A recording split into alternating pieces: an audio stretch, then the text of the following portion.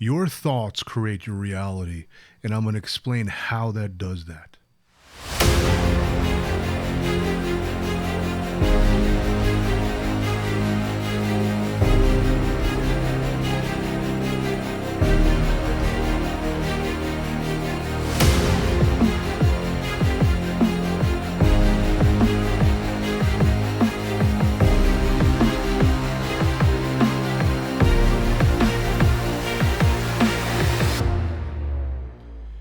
How do you create your own reality? How do you experience what it is you truly want to experience? It's all in your mind. Your thoughts create your reality because your thoughts create actions, and your actions create the reality and the outcome that you want. Your thoughts also create emotions, which creates your character and the energy you carry yourself with. And that is the person who is being what you need to be, or what you can be, what you can potentially be, and what is possible for you. Your thoughts create the outcome, because even if you say your word creates a reality, what comes before the word are your thoughts. Your thoughts create your outlook on life. Your thoughts shape your perception. What you believe determines how you respond to life. Responsibility is your ability to respond, your ability to take proper action, to take action that creates the results, that puts you moving in the right direction, that creates the momentum needed to generate, to create consistent actions, consistent habits, to create the success, to create the reality that you want. Think of this. I like to use sports because it's something tangible. If you want to get good at throwing a football, or let's use throwing a baseball. I think more people can relate to throwing a baseball. And you want to be pitcher. Well, what's going to create a really good pitcher? You're going to believe you can do it, believing in your mind. And because you believe you can, you're going to explore that potential of being a great pitcher. And then you're going to contemplate, what is it going to take to be a great pitcher? And you're going to imagine all kinds of things. I got to throw a great fastball. I got to throw a great curveball. I got to throw a great slider, whatever it is. And then you go look at what it takes to throw a great fastball, a great slider, a great curveball. And then you may study the technique because you believe you can, because you're thinking that you can, and you're thinking of what you need to do to get there. Your thoughts create the actions. So you're now taking the actions to train yourself. You go out to the pitcher's mound, you go into a batting cage, whatever it is. You call up a friend and say, hey, you want to play catcher with me? And you practice throwing the ball. Practice, and you practice, and you practice. And as you practice, you start to look at what it is you're doing, what it is you're doing wrong, what it is you need to do right. What technique do you need to apply? How much force do you need to throw with? What's the position of your wrist? All of this is in your mind. You're thinking about it before you do it. So you create the reality of becoming a great pitcher because you thought it into existence. Another example is everything, even this video, even YouTube, or whatever it is you're listening or watching this on, was first thought of as an idea. It was a conception. Somebody thought of, hey, why don't we create a channel that you can watch videos, people can upload them, so other people can watch them. It began with an idea. The idea of a table. We need something to place whatever it is we have on top that is flat and smooth. Well, let's raise it up. And how are we going to support it? Well, we need to put something underneath it, some rocks or stones. What about these logs? What if we cut the logs all to the same length? Then we'll have something even. And there we have a table. It all begins with ideas, with thought. Your thought creates your reality. Whatever you believe will become your reality. Whatever you focus on energy flows. And you tend to focus on what you believe to be real, what you believe you want, what you believe to be important, what you believe matters to you. And by continually believing in that, you're going to attract, and not only attract to you, but attract yourself to the situation, to the right people, to the right circumstance to create the reality that you want to create. Everything begins with thought. The mind can achieve what you can conceive and believe. Whatever you can conceive and believe, the mind can achieve, as the saying goes, from Think and Grow Rich. And what does that really mean? It begins with a thought. You imagine it. Imagination is more important than knowledge. Albert Einstein said that. What does that mean? You imagine things into reality so you can manifest. Some people call it manifestation.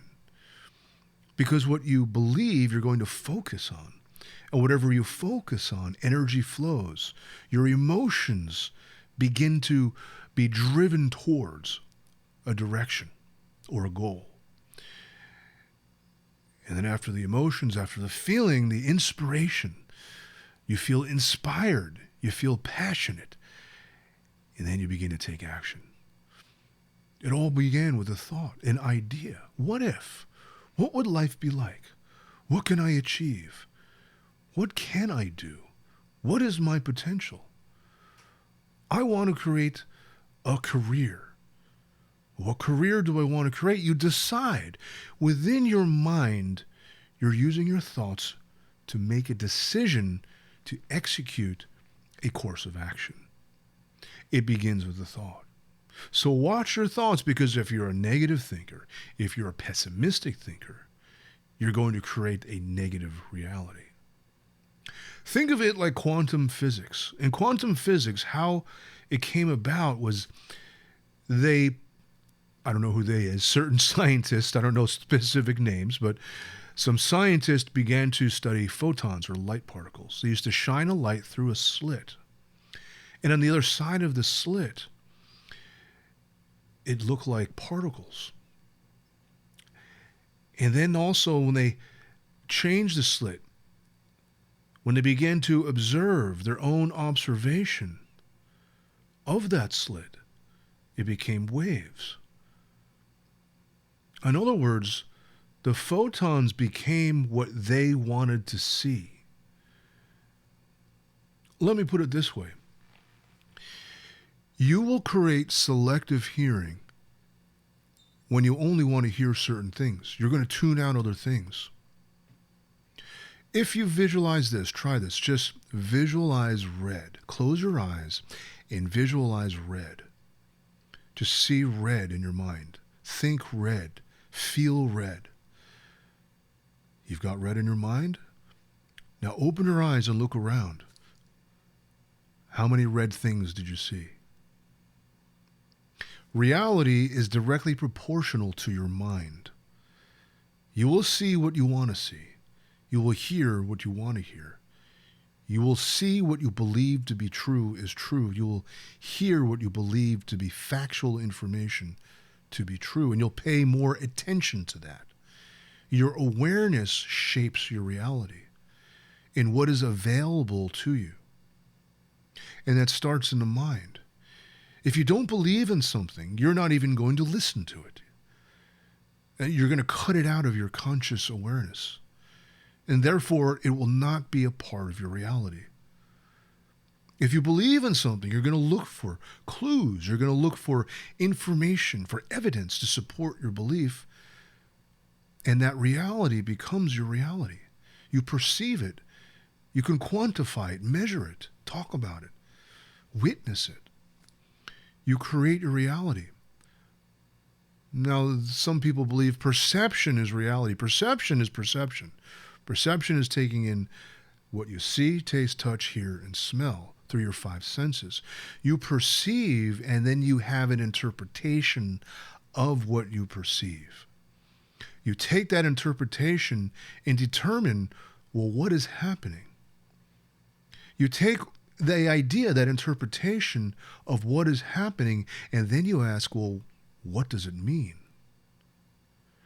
And you think about what does it mean, and then you compare that meaning to will it fulfill your needs, your need for safety, your need for comfort, your need for certainty, your need for significance, your need for growth, your need for contribution, your need to belong and feel a part of. Does it fulfill a need? If it doesn't, then there's a lack of congruency.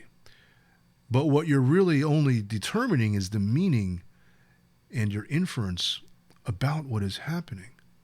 You're never really aware of what is happening. Therefore, your reality is in your mind. And that's what is meant by perception is reality. Perception is your reality, not absolute reality. If a tree falls in the forest, does it make a sound if you're not there? Well, put a camera there. Put a video camera and a microphone. I'm pretty sure it's going to record a sound independent of whether you believe it does or not. So there is a certain universal absolute reality that doesn't matter what you believe, what meaning or how you interpret things, it's there, it's quantifiable, it's experienced by everybody in the same manner. 1 inch is 1 inch, 1 foot is 1 foot. Decibels is decibels. What you believe shapes your perception, and what you believe to be real and what you allow into your mind to devote emotions and energy into giving it action to create the reality and results that you want. Think about running, if your goal is to run 5 miles. You think about it first. First, it pops in your mind as an idea. You know what it would be like? I want to lose weight. How can I lose weight? I've heard about running. I'm going to try running. I'm going to try jogging. You go out and jog, and then you only run a mile. You get tired. You take a break. But in your mind, you believe that 5 miles is a good goal to have. And because you believe that, you go for it. Because you believe it's possible for you. You create motivation to get up every morning and go run. You create motivation and determination to run a little more each day. You create the willpower and the discipline to commit to keep taking the actions to getting to that 5 mile mark. And as you keep running more and more and more, you feel yourself get stronger. You believe that you are getting stronger, that your endurance is improving. And you actually have probably on your cell phone, Nike Run app or something like that, to determine the length of distance that you're running. And you can actually measure the improvement, which then encourages you to keep going because you think that you can. Because it began as a thought. And then that thought you believed in. Then it becomes your reality. Now you're experiencing the reality of being a 5 mile runner. Anything in life is created by your beliefs. Because it shapes your perception. And yourself within that perception to create the motivation, to create the drive, to create the inspiration, to create the reason to take action. And that combination is what creates your reality. Now, some people call this manifestation. Some people call this a law of creation. Where does the idea come from? It simply pops in your mind. The imagination is endless because the imagination is not ruled by social construct or social conditioning of what other people tell you what is possible for you. Imagination, or in imagination, anything is possible. Now, I'm not talking about fantasizing. And fantasizing, well, anything you fantasize just can't exist in reality because it doesn't obey laws of physics, doesn't obey gravity, doesn't obey time, doesn't obey laws of matter. of compression strength, tensile strength, of time. Doesn't exist in time. The fantasy, the delusions that can be created from desires, from unrealistic desires, is something completely different. The desires of a child, often carried into adulthood, creates fantasies as an adult. Santa Claus. We all know Santa Claus doesn't exist. But for some, it does. For some, they believe they are better than what they really are, or they believe they're not as good as they really are. So along the course of creating your reality, you must be objective in who you are, what your abilities are, and what your imagination is conceiving, what your conception is. Now, for some, the first 100-story skyscraper seemed like an impossible feat. But until the architects and the engineers sat down together with their knowledge, designed a project that seemed possible, but it still wasn't 100%. Not until it was built. The World Trade Center, Sears Tower, the Eiffel Tower, any construct in life. There's got to be a factual, knowledgeable understanding of reality, of the paradigm you live in, to make it possible to believe in. Because without the thought, then you're not focused on anything at all, and you have no direction. The thought gives direction, and then the thought creates an emotion, an inspiration, a drive, and a reason for doing it, and an expected outcome, a goal that you're trying to accomplish and achieve, which then gives direction to your action, to take proper action, right action that is inducive of fulfilling or creating or being a part of the action steps to achieving the goal. You want a job interview. You'll think about what it takes to get that job. What do you need to put on your resume? Do you need to hire somebody to write that resume for you? Are you qualified? Are you overqualified? Are you underqualified? Well, you don't really know, so you go ahead and believe that you can do it, that you are qualified. If you believe you're not qualified, you're not even going to feel motivated to apply. But because you believe that you are qualified, it begins in your thought, in that belief. You believe you are qualified, so you write the best resume you can. You believe that you're qualified and you can, so you call up for the job interview. You believe that you can, so you follow up with that job interview. You make sure they don't forget your name and face. You go in and shake hands. You introduce yourself. You take the proper action steps to getting the job.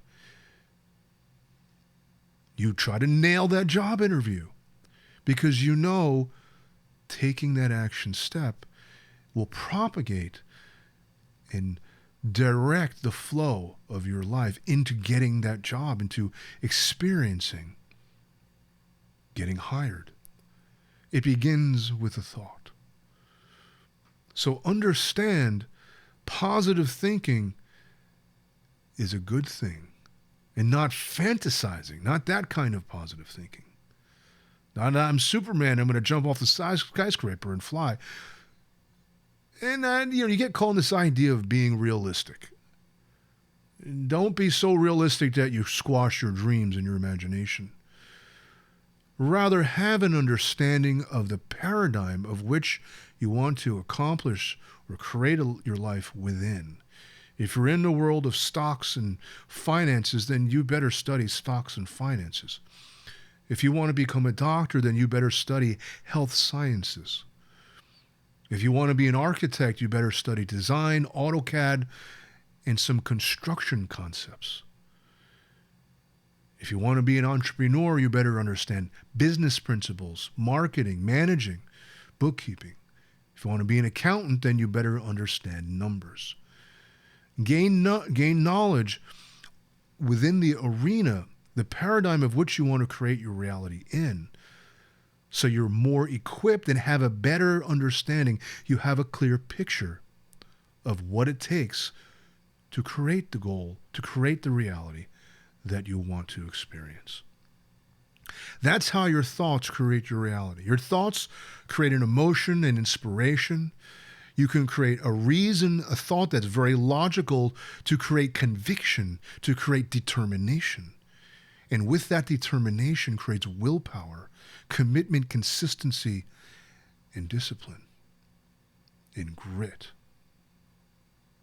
And then you accomplish what it is you set forth to accomplish and create the reality that you want to create.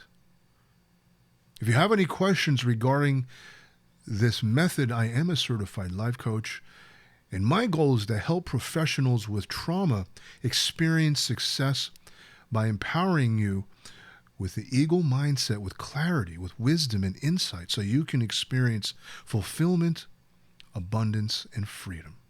Go ahead and like, share, and subscribe this video. Leave a comment below. My contact information will be below the video and the podcast. Thank you so much for listening.